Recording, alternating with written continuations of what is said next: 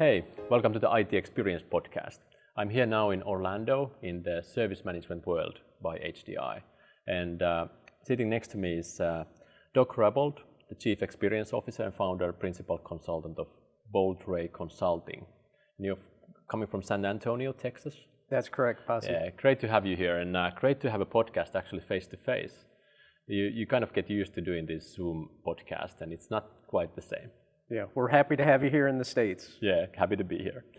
We're kind of now talking about a little bit of an article that you wrote back in March already, actually, that why XLAs matter more than ever.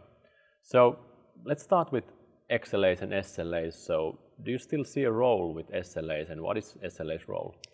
Yeah, it's a great question, and it's one that I think a lot of people struggle with, and I've heard it a lot of times from people in our industry is, okay, these XLAs are new, and so that means I need to throw away my SLAs. And the reality is, no, you don't. The SLAs are sort of foundational elements that, they're sort of the cost of doing business is kind of what I think of it as. They're the foundation. Those are the things that can get us to where we need to be just for the cost of entry. That's, those are the expectations. We do need to revisit them as part of the XLA development process because some of the things that are standard historical SLAs may no longer be relevant because of things like automation. One of the classic examples was always FCR. We wanted first contact resolution all the time, as much as possible. With automation, some of the easiest things to resolve have been taken away. So what used to be an unacceptable FCR before, through automation today, may be very acceptable because what's left for the agents is the harder things to resolve, the more complex issues. And so those SLAs still have to be there. They may need to be revisited, but those are the things that ultimately are the foundational levels upon which those XLAs are then developed. Yeah, I mean, that's a good point. The whole thing that you need to automate the easy stuff, and that actually makes the services work in a way tougher, but maybe you have less volume, but you have this actually the difficult cases. And we have our global IT benchmark, and some of the founding was that 30% of your tickets are actually responsible for 80% of the productivity loss from the end users. So you need to put all your guys on that 30% and automate the rest out of it. So it was funny that you said it that way. I never thought about it from an SLA point of view. That's true. Yeah. Yeah, absolutely. And as we look at building these XLAs, how do we get to where people want to be to provide the sentiment that they want to go away with and feel good about their interaction with IT and with the service desk? It's fundamental that we have to revisit those SLAs, make sure that the things that are no longer relevant or just need to be revised are there. And then what we do is we work those SLAs that still remain in combination with one another, and those are the things that lead up to any given XLA. So you may take a couple of different related SLAs, and those lead up to an XLA that really helps determine what that experience should be and measures that. Yeah. I think many of our listeners already know the watermelon effect that you describe in the article as well. So if we go into XLAs, because I think that is what people quite well know, and that's what I learned in these few days here in Orlando, that people talk a lot about now XLAs. It wasn't that some years ago, so it's awesome to hear that. But you have few things about what you say XLAs are, so maybe you can shortly explain a little bit more. So you say that XLAs supplement or complement, but do not replace SLAs. So anything you want to open from that? Yeah, absolutely, and kind of goes into what you already started. But Yeah, absolutely. And Pasi, so I think what I would say there as far as supplement and complement, SLAs traditionally measured they measured quantities, speed, things like that. It was all about transactional. Yes. And the difference with XLAs is XLAs get away from that transactional and they get to that sentiment piece. So it's not just about how fast, how often, how quickly, how many times. What it is it's actually a measure getting away from those quantitative aspects and getting into the sentiment. How do I feel about the service that you provided. And that's the huge difference. That's the paradigm shift, if you will, between SLA and XLA. You still need to know how fast, how often, and how many, but you also need to know what's the outcome of that from perspective of how did the end user feel about that experience itself. Yeah. And one other thing that I know a lot of our customers are, when they think about getting to the XLA journey, is that you say that beyond their existence and what will be measured, XLA should not be contractual. So what do you mean with that? Yeah, and so that's a great question, Pasi. And one of the things that I found is, at one point I worked for a managed services provider, or a BPO, and as I went through contracts, I found that there were many contracts that we had that said, we'll have XLAs. Some of them spelled out what those XLAs were. The interesting thing about that, however, is that it's okay to contractually say that you'll have XLAs, but to contractually say what those XLAs should be is the challenge. And the reason being is XLAs are not a substitute for SLAs. SLAs usually are contractual. They're usually not revisited for the life of a contract. Maybe they are from time to time through an amendment, but SLAs are usually established at the front end. They're negotiated and they remain fairly static through the life of the contract.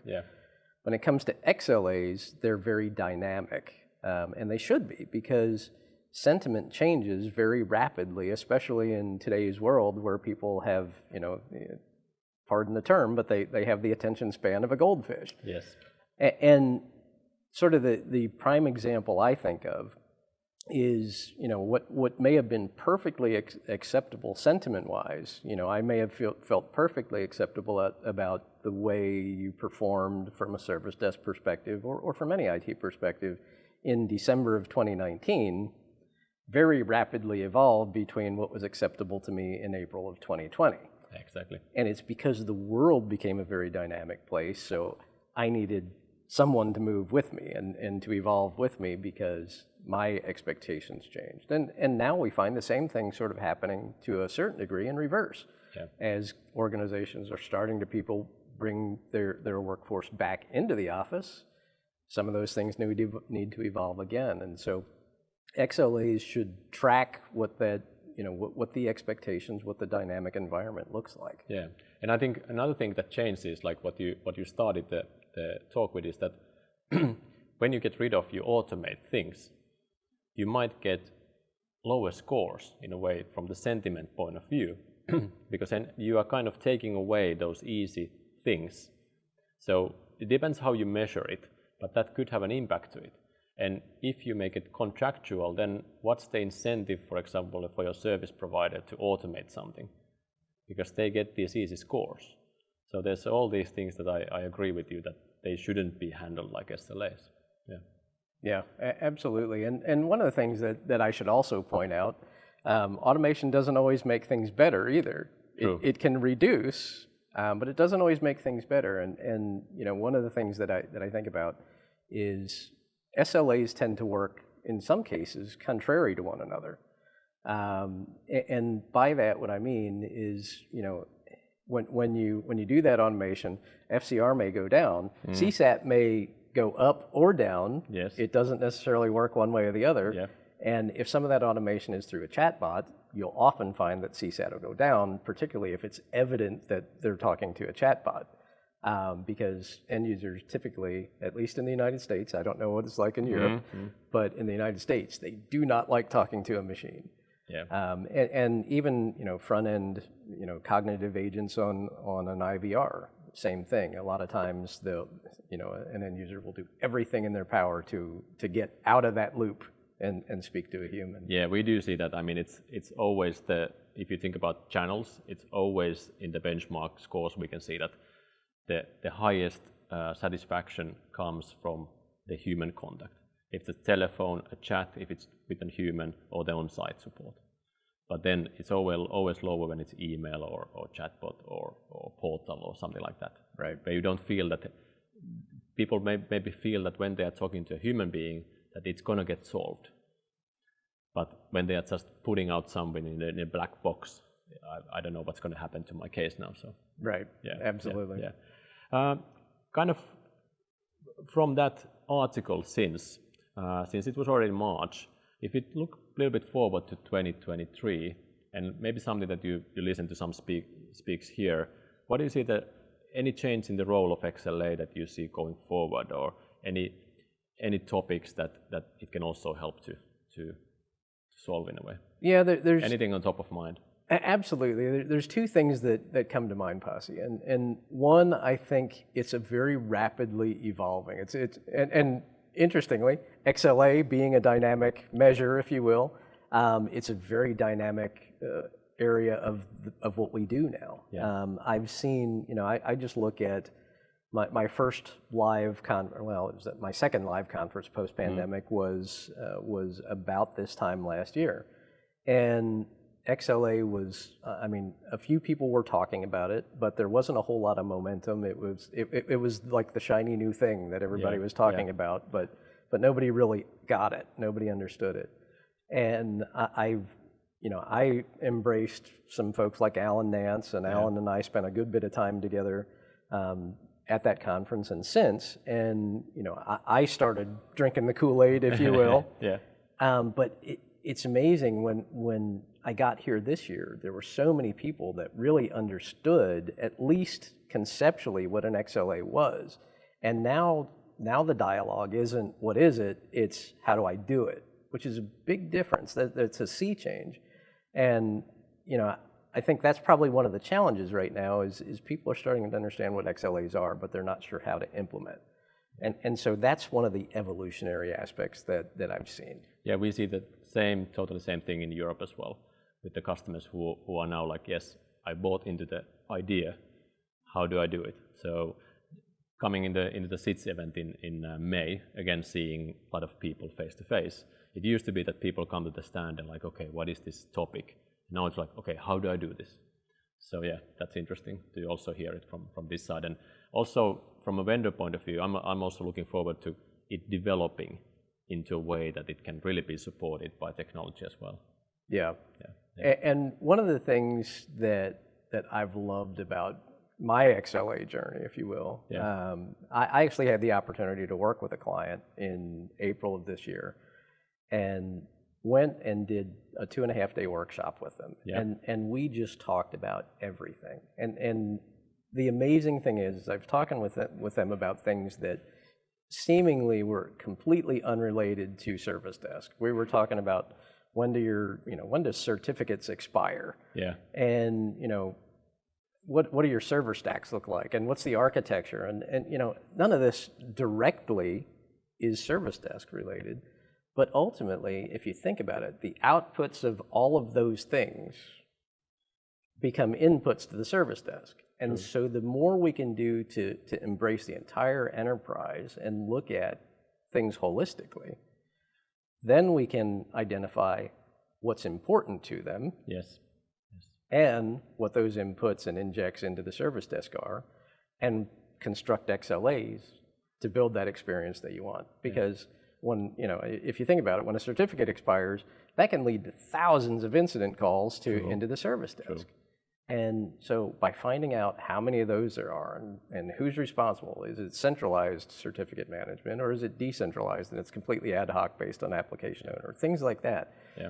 Once you start thinking outside the box and looking at things holistically, that's how you can really start to effectively build experience level agreements. Yeah, I agree. Hey, I think that's a good way to stop this conversation.